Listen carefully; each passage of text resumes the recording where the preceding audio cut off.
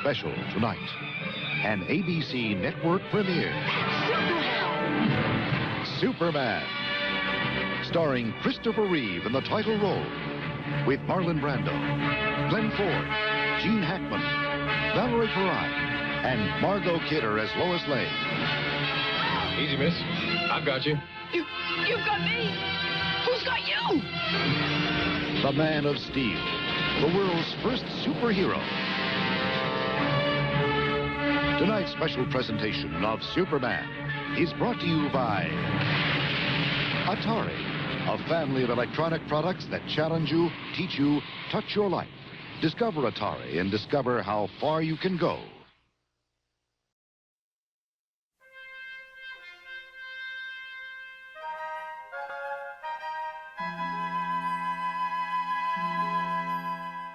Comic books. A gateway into a realm of fantasy unlike any other. For here lies the very organic fabric of imagination in creating many childhood dreams and nightmares. One can argue the drawn pages of an action scene or design of an alien's domain would be difficult to duplicate for a three-dimensional world.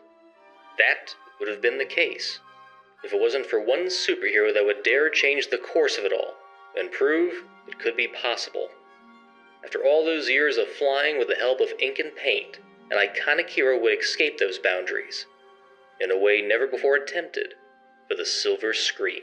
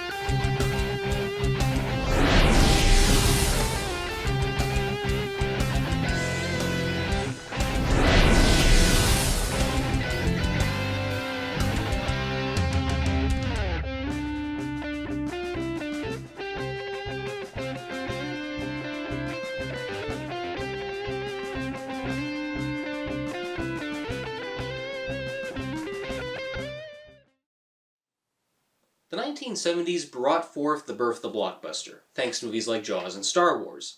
They helped us believe in things that we thought were impossible, like explosions in space, or reasons to be afraid to go back in the ocean.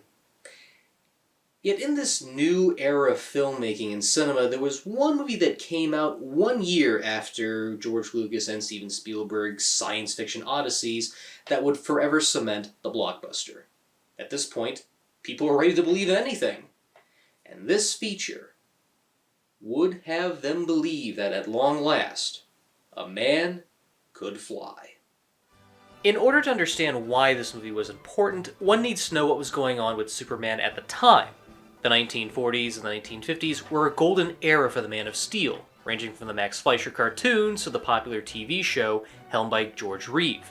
However, by the 1960s and 1970s, the popularity of Superman was waning, and they tried everything to keep it alive.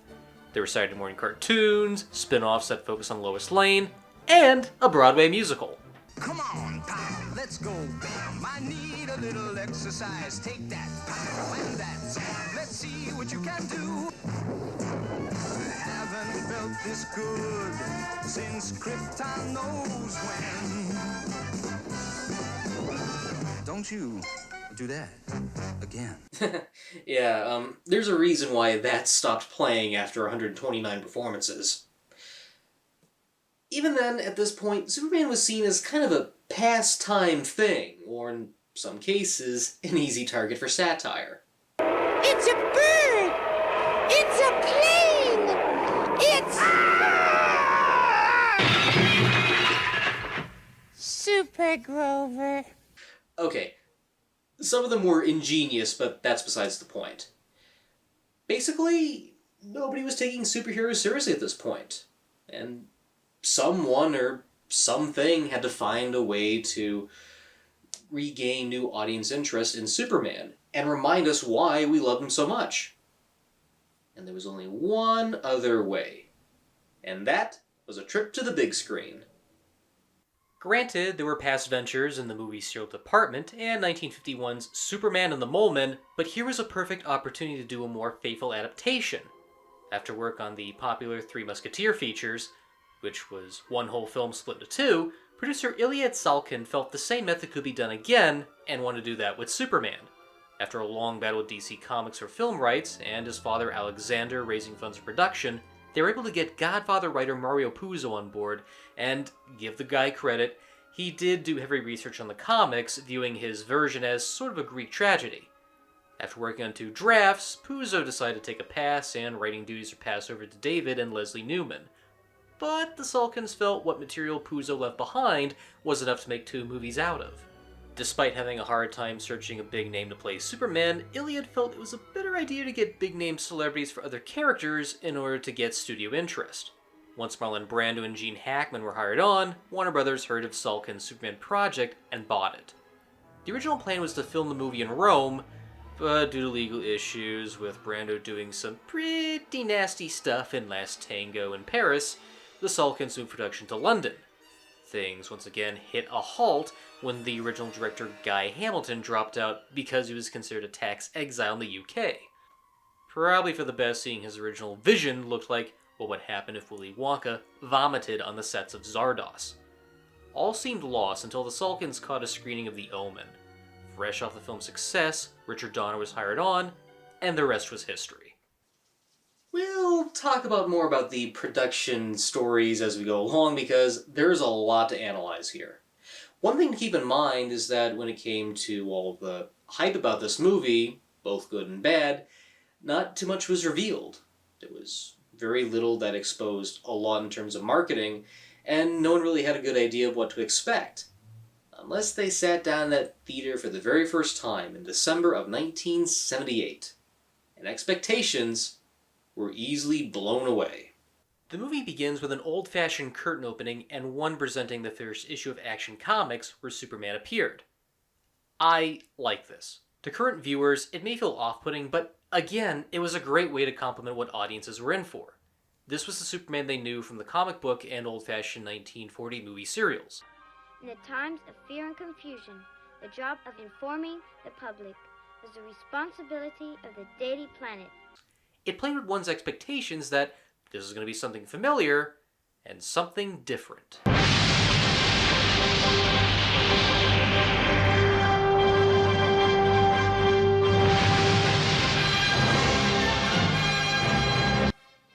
Two things.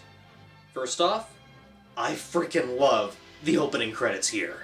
It gives Superman enthusiasts and casual viewers an idea of what to expect, as well as the glorious CGI credits designed by Richard Allen Greenberg.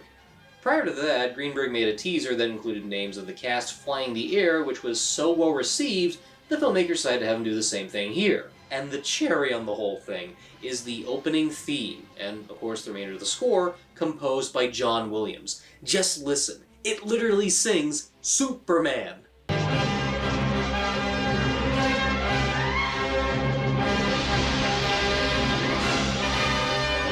Much like how John Williams worked, it's a musical piece that complements the wonder and adventure of its character and world.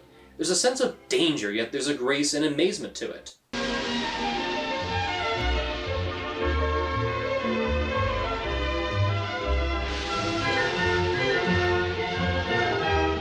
Originally, Jerry Goldsmith was set to score the movie, given that Richard Donner worked with him prior, but due to scheduling conflicts, he was unavailable.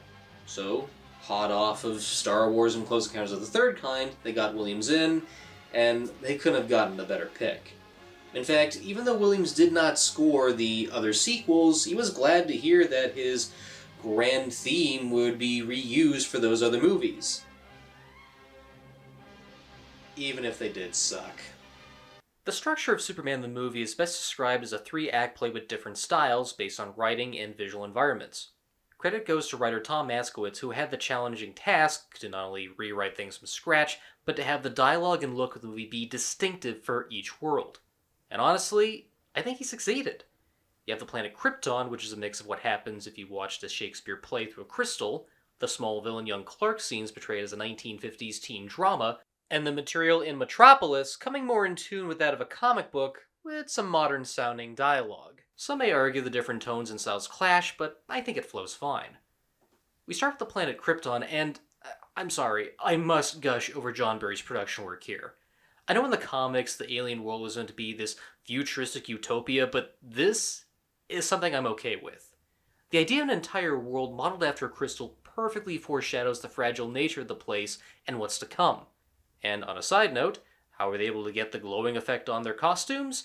They sewed some reflectors into the fabric and had lights on the cameras reflect off of them. It's simple, yet effective. On top of that, we are treated to a good idea of what the world Krypton is like, which lacks compassion and reasoning. The opening trial scene is a perfect world-building beat that introduces us to Superman's father, Jor-El, and the planet's politics in one golf stroke. Chief architect of this intended revolution and author of this insidious plot to establish a new order amongst us. With himself. You have been known to disagree with the Council before. Yours could become an important voice in the new order, second only to my own. Even as near-perfect as Krypton appears with its advancements, it carries a hostile interior that is reflected within its inhabitants. This planet will explode within 30 days, if not sooner. I tell you, Krypton is simply shifting its orbit. The Council has already evaluated this outlandish theory of yours. I'm serial! And I'm saying it, I'm totally serial, but everyone just keeps digging! Attack my member pig and member pig leaves nobody alive! I'm super serial! Nobody will listen to me, but I'm serial! Any attempt by you to create a climate of fear and panic among the populace must be deemed by us an act of insurrection. Has it now become a crime to cherish life? Because the Kryptonians thinks his research is bollocks, Jor-El decides to send off his only son to a nearby planet where he believes he'll be safe. Even though he did promise no attempt to escape what will take place for him and his wife, at least Jor-El was able to find a loophole in all that. You will make my strength your own. See my life through your eyes, as your life will be seen through mine. The son becomes the father, and the father the son. First, top-notch work from Marlon Brando here as Jor-El. Even if stories of working with him were interesting, Brando still gives it his all as a father that sacrifices all he can for his child. And that also goes for his later scenes in The Fortress of Solitude, where he tries to be a mentor for his son. Now, the turbulent tales of working with Brando are the stuff of legends, as he tried to convince the Salkin producers that he wanted to portray Jor-El as a talking suitcase or green bagel. Oh no, I'm not making this up. Brando's reasoning was, what if the Kryptonians had the choice to polymorph into some random object they wanted to be? Thankfully, Richard Donner shut that idea down with flattery by simply saying, you know, anyone who's never read a Superman comic has zero idea what Superman's father looks like. Once the sun takes flight, it's time for everyone's favorite 1970s cliché, the disaster movie moment.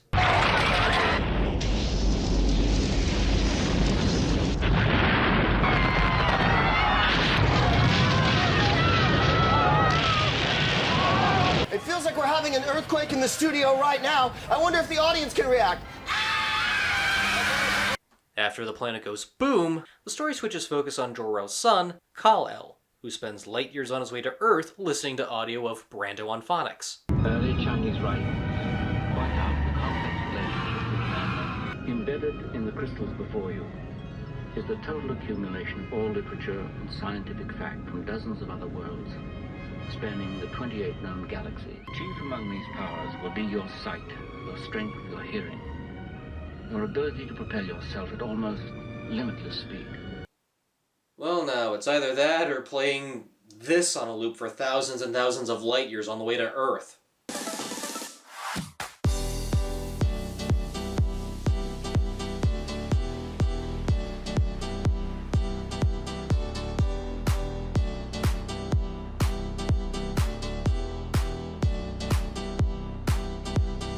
Well, his travel to Earth works well as he crashes into Smallville, where he's greeted the Kents and, "Oh my god, get some pants on this child! For the love of God, what were they thinking? Someone, anyone, I don't care if it's a toga, just get some—" Oh, thank goodness. From here we partake in the younger years of Superman. Even if the toddler years are glanced over, come to think of it, that's just summed up well in one image as the Kents realize what kind of baby they're dealing with. Instead we jump to Kyle's teenage years, renamed Clark Kent. Bodied by Jeff East, but dubbed by Christopher Reeve. Lana, don't bother with these, huh? I'll take them in with the other equipment. Yeah, that's right. I mean, every time I get the football, I can make a touchdown. Fun fact, Jeff East and Christopher Reeve got on very, very well to order to nail down one another's mannerisms and vice versa. Unfortunately, when the movie was released, Jeff East had no idea that his voice would be dubbed over by Christopher Reeve's later on in production, but he took it in good stride later on. Much like at Krypton, for as little we see of Clark's time in Smallville as a teen, everything we need to know is there. He doesn't fit in, starts to see he's gaining some abnormal powers, and has a respectful relationship to his adoptive parents. It doesn't dwell too much on Clark's upbringing, yet for what we observe, we the audience have an idea how things went. Again, proving that less is more in some cases. Especially considering Clark has to learn the values of life and death all in one day. And I like how this contrasts with the cold-feeling world of Krypton, that even in a place where a bit more humanity, the laws of life and death still apply. A recurring theme that carries throughout the rest of the movie, but one step at a time. Also, notice the church in the background? Guess what? It's really a model they placed far away from the set. Shh. Things take a turn once Clark discovers a green crystal from his ship, and, after one tearful goodbye to his mom later, he ventures far into the Antarctic, where...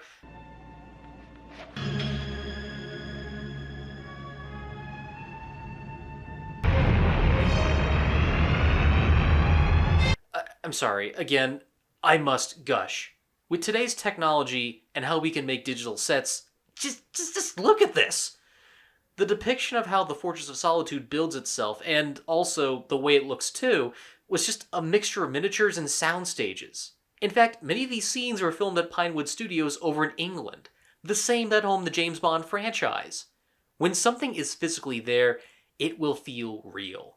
Anything else in today's world just feels synthetic. You do not remember me. I am Jor-El. I am your father. By now you will have reached your 18th year, as it is measured on Earth. By that reckoning. And what I really love here is the contrast between Kent learning the value of human nature between his foster parents, the Kents, and his father, Jor-El. Well, the Kents are a little more sympathetic in understanding the values of human nature. Jor-El decides to present as a giant textbook hologram all to his son, given that's what the Kryptonians know. Instead of basic human emotion and how things work in the world, it's more of a strip down of laws and politics and things of that nature and basic prejudices. Which makes it a little more interesting given how Soups himself is literally in between two different worlds, trying to reason humanity on a more emotional level, and that in the more basic understanding of life and death.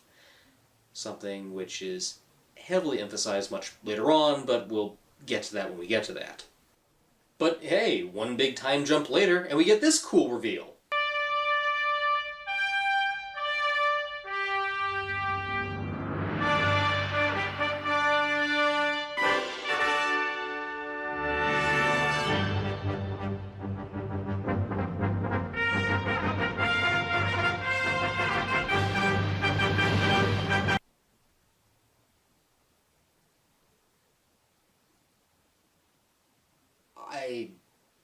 I got nothing. That pretty much speaks for itself. And you know, about 48 minutes into this flick, I think it's best we take a quick nostalgia break. Because when we come back, the true movie finally begins.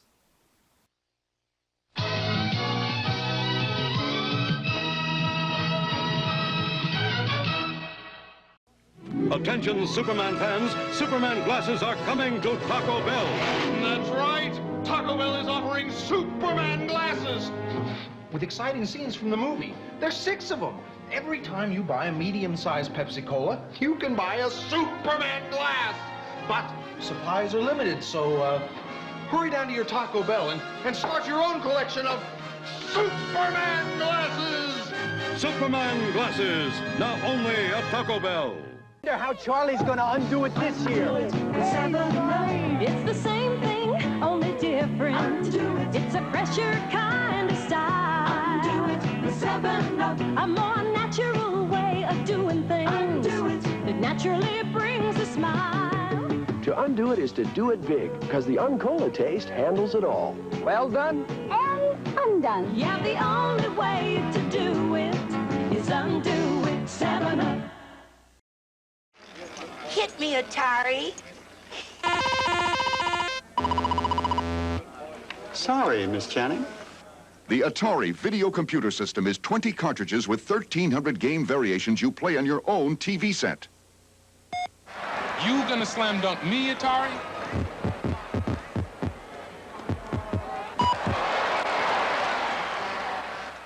Don't watch television tonight. Play it. And now we continue with Superman. When Richard Donner was hired on to direct Superman the movie, he had one big goal in mind, and that was to treat the character and the source material with the utmost respect. After all, this was pure Americana. If you screw up Superman, you done screwed up Superman. And much of the chagrin of the Salkin producers, he fought tooth and nail to make sure that it would be treated with the absolute most serious respect. The last thing he wanted to do was something like this.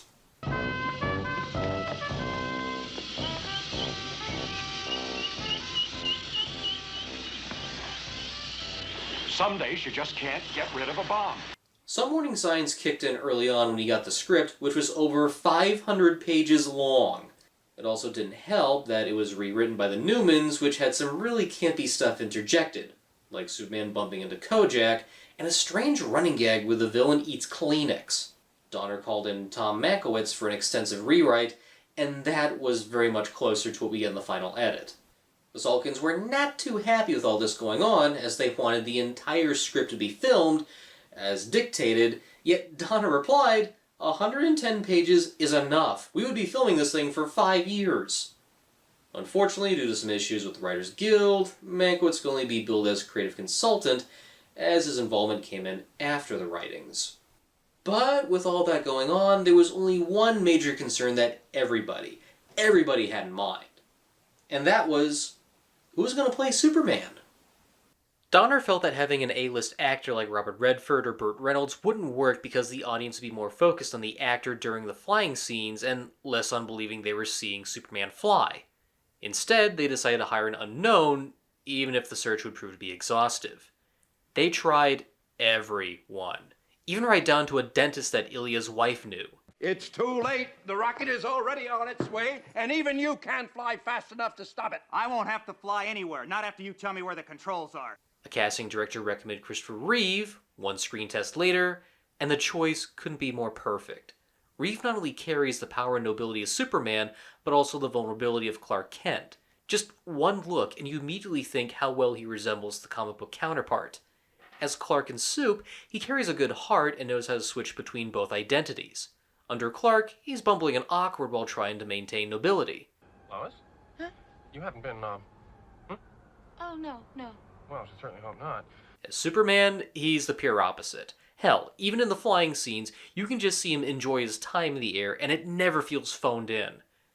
I know I haven't touched upon special effects, but if there was one that truly holds this movie together, it's Christopher Reeve playing Superman. On a side note, when Christopher Reeve was hired on, he wasn't as muscular or bulky as he was in the movie, so he decided to do some muscle weight gain in order to look like the character physically. In fact, so much so he's able to get some training help from David Prowse. And yes, that David Prowse. When I left you, I was but the learner. Now I am the master. Only a master of evil, Darth. Opposite to that is Margot Kidder as Lois Lane, and again, this is just perfect casting. Kidder really channels the realistic nature of Lois when in her own work environment, feeling the world only runs on logic and reason. However, when Superman comes into her life... Easy, miss. I've got you. You've got me! Who's got you? all of that changes. What helps sell the believability more is the chemistry between Kidder and Reeve. As Lane and Kent, they just act like normal friends at the office, bouncing off their own ideologies. Well, I'd say it's been swell. Swell?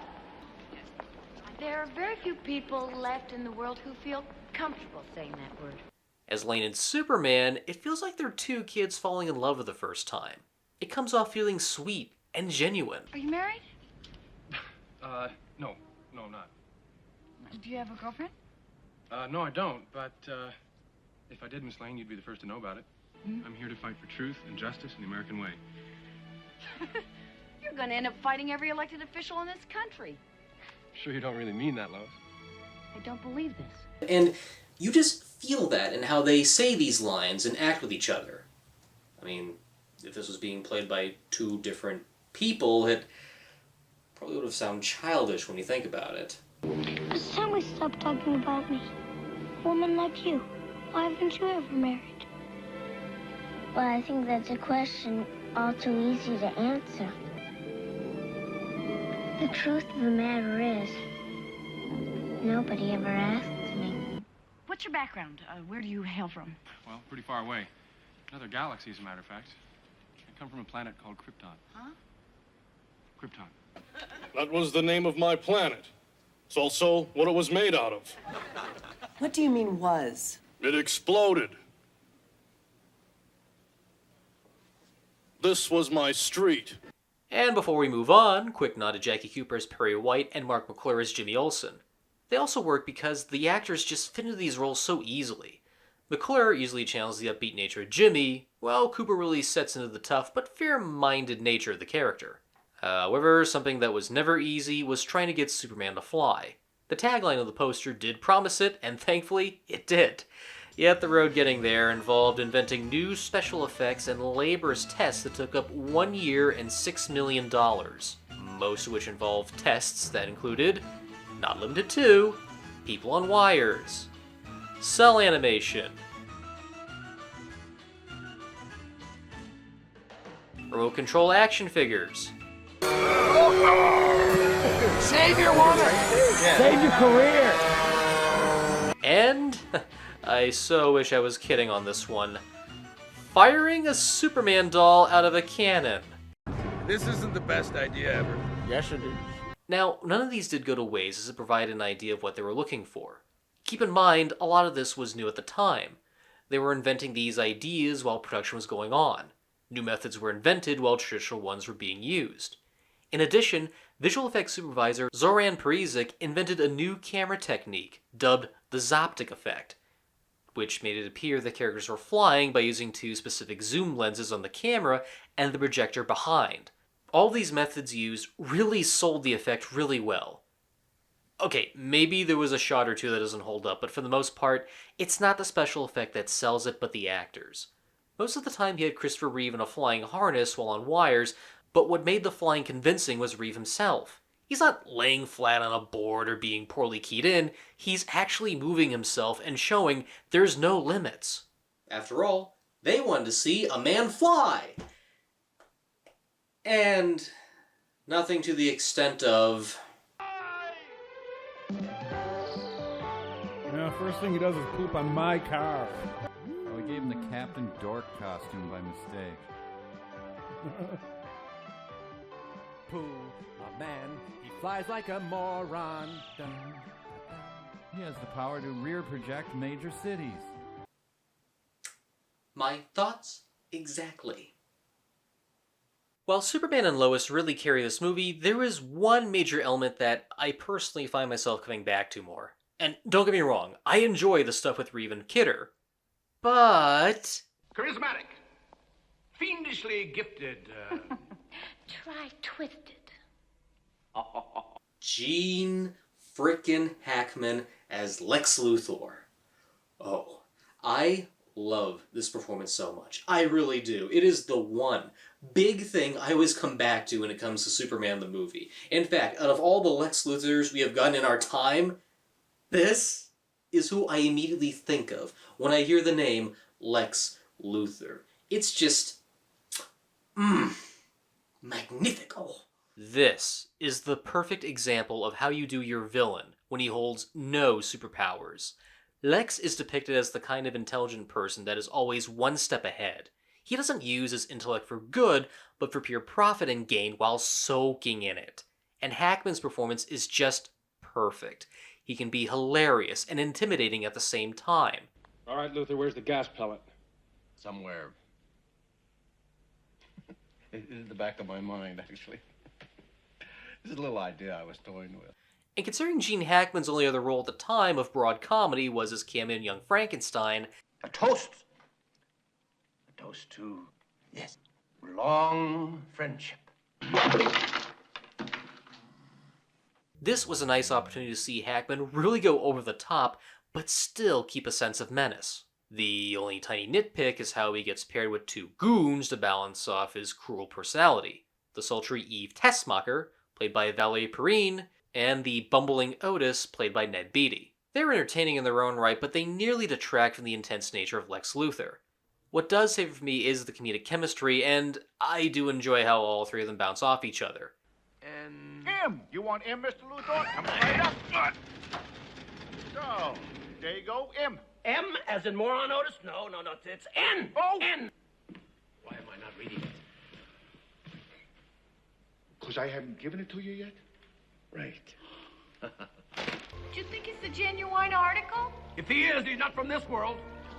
Why? Because if any human being were going to perpetrate such a fantastic hoax, it would have been me. It's a little Three Stooges-esque, but it doesn't detract when the situation gets more dramatic. Besides, I can't complain when there's a line or two I still quote from them. You're followed again.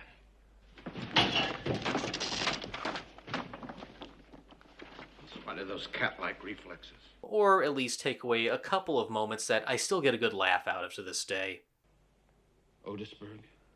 Miss Tessmacher, she's got her own place, Mr. Otisburg? It's a little bitty place. Otisburg? Okay, I just wipe it off, that's all. It's a little town. Good. So, Lex's plan is really nuts, but I'll buy it on the basis you are dealing with a guy who would rather use his own power for personal gain than good. He recalculates 2 nuclear missiles to target the San Andreas Fault in California, even though one is accidentally directed by Otis to hit Hackensack, New Jersey. Thus, a series of earthquakes will cause California to sink, allowing Lex's desert property he bought up close by to be turned to a new prime coastline real estate front and get profit from it. I'll admit there were a few problems finding the optimum stress point for the fault line itself. Which, by the way, is target 0, right here. The more I think about it, it's crazy stuff like this which makes Atros Perot look clear-minded in comparison. Would you rather have a tank full of fish or a tank full of cash? I rest my case. Well, what happened to the fish? Again, given the comic book tone of this part of the movie, I don't mind it that much. Yeah, on paper it sounds kind of nuts, but just the way that Lex Luthor breaks it down and talks about it, it sounds too good not to be real. And just how to get Superman out of the picture? Well, he figures that out very easily. That's kryptonite, Superman. Little souvenir from the old hometown. But it just stands to reason. When it came time to cash in your chips, this old, diseased maniac would be your banker. And here is what makes Lex an interesting villain.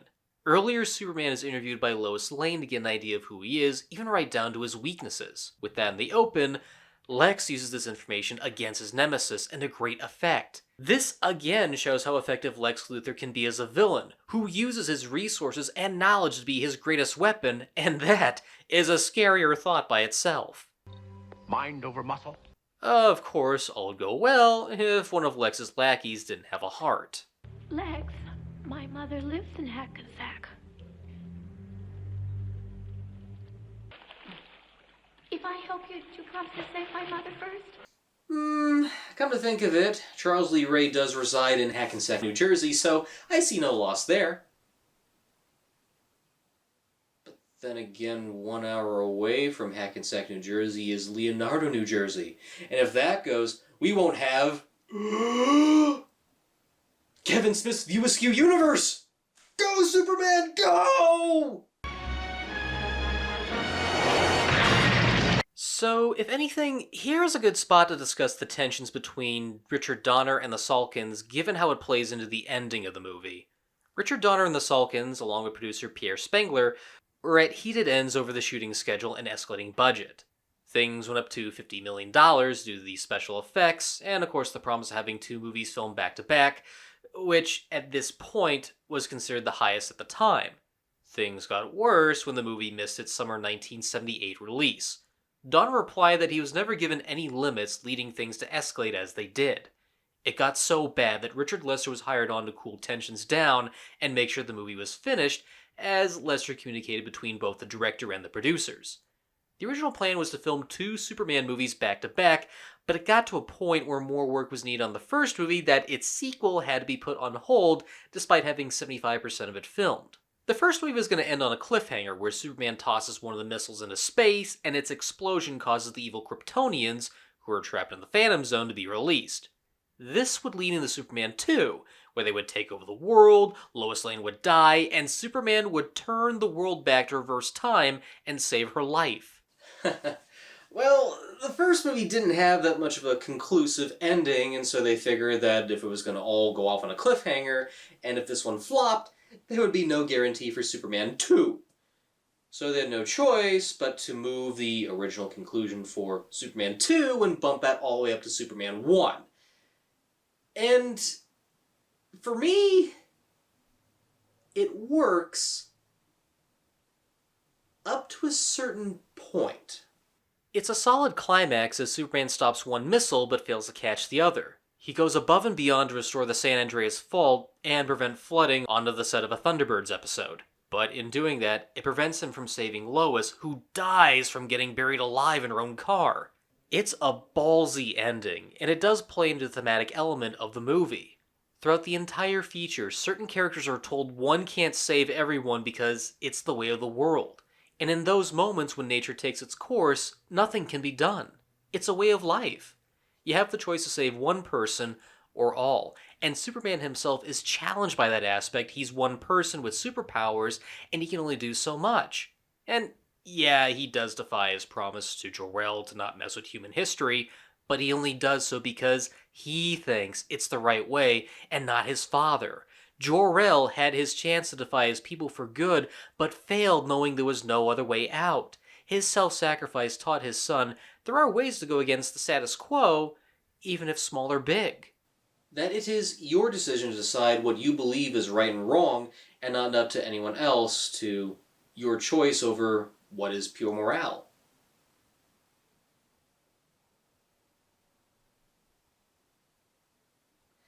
But even in my defense of this, I gotta admit, it's still a really, really stupid ending.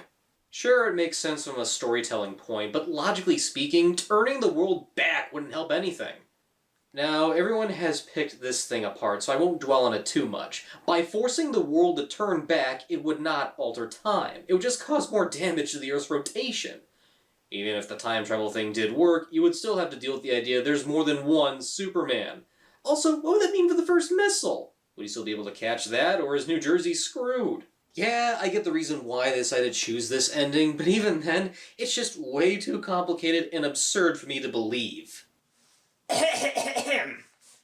Being I, Bobcat, the one that knows how to defy physics, and all in between, I will show you exactly how we can go back in time without the need for turning the world back. Observe.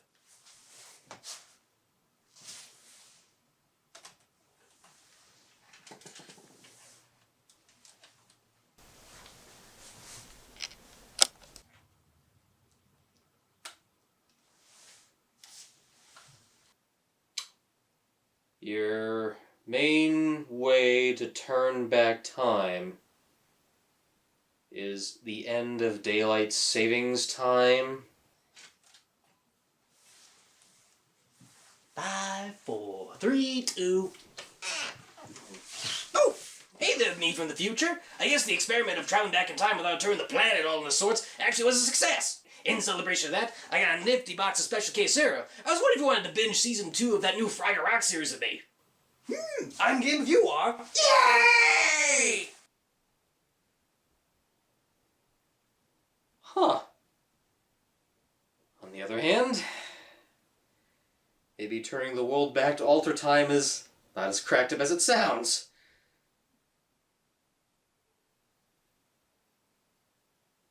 Wrap up. It should be noted that Superman never got a test screening, even though Richard Donner wanted to. The Salkins vetoed this, believing the rough cut was to be printed as the final, so instead, the true test was its big premiere in Washington, D.C. on December 10th. Executives from Warner Brothers were there, cast and crew, and audience members alike, including the original creators Superman Jerry Siegel and Joe Shuster, who were moved to tears and enjoyed it along with everyone else. It was a box office hit during the Christmas season of 1978, grossing $134.5 million domestically. And if one were to add in the international grosses altogether, Superman made $300 million worldwide. In today's money, if adjusted for inflation, that is the equivalency of $1 billion. Most of the critical reception was highly positive. And sure, even if there were some mix in the batch, everyone truly agreed they found a way to make Superman fly. While it's not my favorite superhero movie of all time, Superman the movie is one I will turn back to once in a while for the performances, Gene Hackman, and overall, the enjoyment. You can tell Richard Donner really wanted to respect the lore of Superman, and he did. There may be some flaws in the story and one or two pieces of comic relief that don't quite work, but those flaws are minor, and everything still adds up to an overall, well-made piece of escapism. Should I stop here and give my obvious recommendation onto whether you should see this movie or not? Or should I also bring up the fact there exists more than one version of this movie?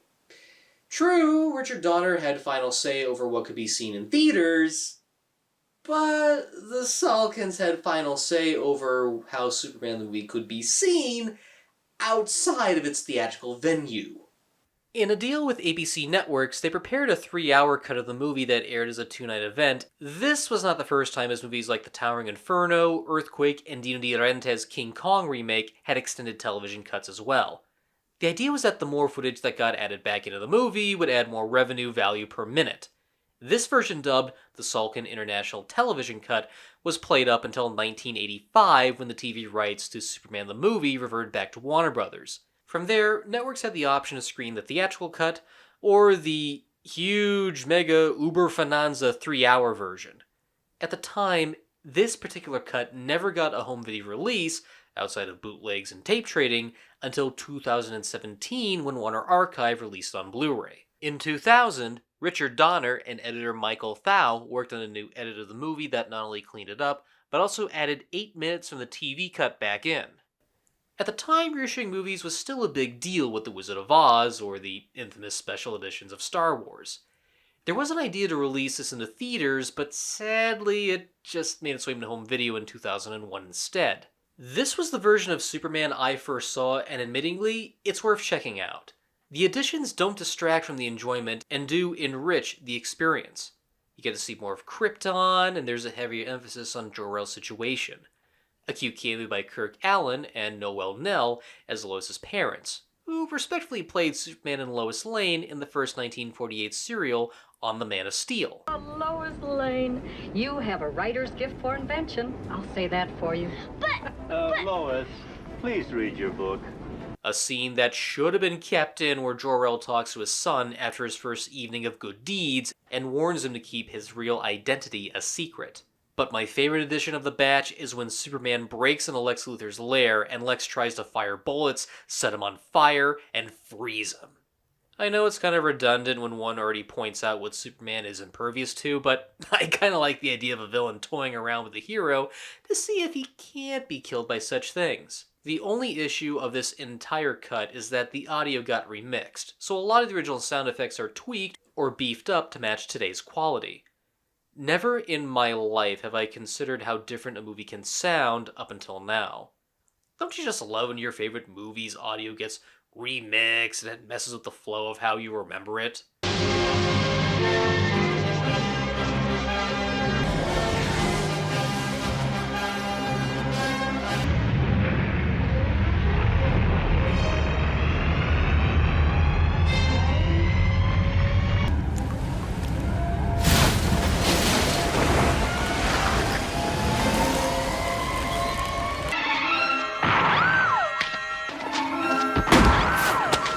Make it stop! Make it stop! Bro, it's gonna be okay. I'm gonna talk it out. Okay. Milky Way! All right, Scary! all right. Scary! I don't mind the sound enhancements too much, but yeah, it kind of gets a little distracting when even your own ear can pick apart differences between the stereo and the mono mix. As for the 3-hour cut, well now, it feels like a pure miracle to see this version get an official release. For a while, this only existed as a pan and scan home video recording. So to see this exist in an actual film IP master, and in proper 2:3:5:1 widescreen ratio, just astounds me. This version, I highly recommend for die-hard fans of the movie, and at least to have in your collection. Now, I don't mind movies with a long running time, but keep in mind, this was made for extra television revenue, so there's a lot of shots that go on for too long, like Otis walking, or extra moments during the destruction scenes. There are some interesting pieces that do make one want to check this out, though. Even if Christopher Reeve dubbed over just scenes, he was unable to dub over the cut footage, so you do have the advantage to hear Jeff's original voice as the teenage version of Clark Kent. Thanks. Of course, it's part of the job being team manager and all. There's some cool special effects shots, like one of Superman flying across the World Trade Center, that's kind of neat given how the lighting makes it look pretty convincing. The sequence where Lex and his lackeys readjust the coordinates of the missiles are in deeper detail. Not only do you see them code in the numbers, but after Otis messes up one of them, there's a new scene where Lex reminds him that there's another missile they can use. I will admit, seeing this movie first time around, I was confused and thought they just stopped the first missile again just to fix it all up. Here, they make it clear they go after the second one after the first attempt is botched. I do like how it flows better in the theatrical and special edition where you don't see Otis key in the numbers. It makes you think he put them on accident. I kind of think that gives a little too much away. Some moments or gags work fine and the other two cuts get unneededly dragged out. And then there's a weird moment that just feels kind of out of place, like the first missile dodging Superman. Or the president getting word of the missile launch when he plays golf. Mr. President! Mr. President! God damn it, what is it now? The Pentagon's calling, sir. Is it just me, or is this a thumbnail away from turning into Caddyshack? Seriously, I'm just expecting the gopher to pop out and start dancing to Kenny Loggins for no reason. Perhaps the weirdest addition that I'm still scratching my head over is when it's revealed Lex has a secret pit of wild animals behind a wall. We never get a good look at him, so we can only guess they're wolves or lions of some kind. This gets paid off later when Lex tries to lower Miss Tessmacher into the pit, yet she thankfully gets saved by Superman at the last minute. I don't know how to feel about this addition. It's kind of overkill and too much close to a James Bond movie. And again, we don't even see what the creatures look like, so it kind of feels pointless. In fact, a handful of these scenes were already restored in Richard Donner's special edition, so the rest feels more like filler, outside of a handful of interesting pieces. I still say it's worth checking out, but only for pure curiosity. I understand folks would probably say the one to see is theatrical first, but I'm fine with either this or the special edition. But I still say the special edition cut is my preferred favorite, just for those small additions. They don't overload the pace of the movie, and it flows just as fine. No matter what version of Superman the movie you choose to watch first time around, it's still a must-see. It paved the way for future comic book movies, even during a time when this sort of thing was unheard of. When big studios were gambling major on big budgeted blockbusters, Superman the movie reminded that audiences can just believe in anything. Just as long as your movie has the following things: a good story, a good cast, and amazing special effects. Especially ones that help your viewers believe that one man can carry the will to fly.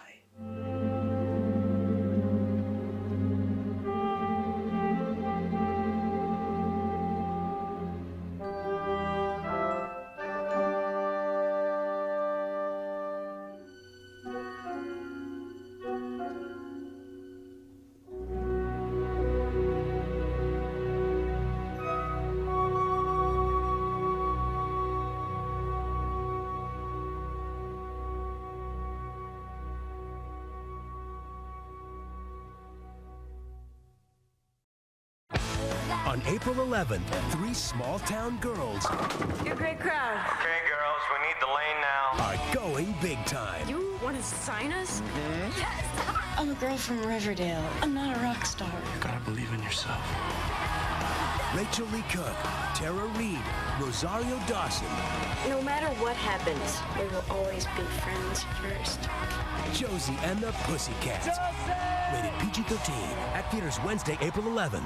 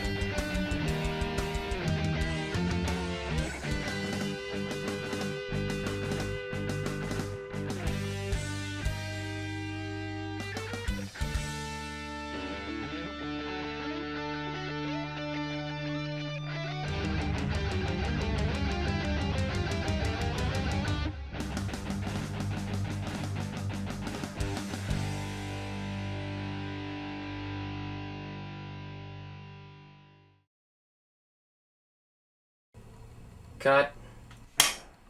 Yeah, that'll be the day, huh? I said that'll be the day when a guy can fly, huh? Oh, I don't know. You'd be surprised. Yeah.